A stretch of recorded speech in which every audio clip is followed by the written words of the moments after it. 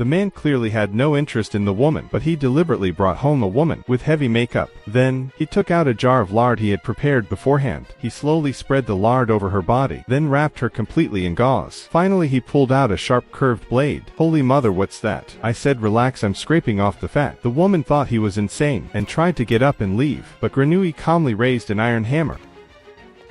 Grenouille then cut off the woman's hair and tightly wrapped her in the lard-covered gauze, because after 24 hours the scent from her body would be fully absorbed into the lard. The next day Grenouille unwrapped the gauze and began scraping off the fat. He carefully scraped every bit of it, even the hair he scraped several times. All of this was just to extract the woman's scent. Grenouille then placed all the lard into an extraction device. After distillation and evaporation, a bottle of perfume was produced. When Grenouille dabbed the perfume on his hand, the woman's little dog instantly reacted, as if smelling its owner. It ran over and kept licking his fingers. Grenouille was overjoyed at the sight, for this meant his experiment was a success. Back home he took out 13 small glass bottles. Only by collecting 13 different body scents could he create the finest perfume in the world. That also meant he had to kill 13 more young women. At this moment, the perfumer slowly took out a handkerchief, then pulled out a bottle of expensive perfume. He pinched his nose and dripped the perfume onto the handkerchief. Finally he waved the handkerchief in the air. A wonderful fragrance instantly filled the room. The perfumer kept smelling the scent on the handkerchief, trying to figure out its formula, but his skill was far too limited. No matter how many times he tried, he could not make any progress. Just as he was growing anxious, the sharp-nosed Grenouille walked in. He immediately identified the formula of the perfume, then rummaged through the shelves for a few bottles of perfume, casually mixing them together.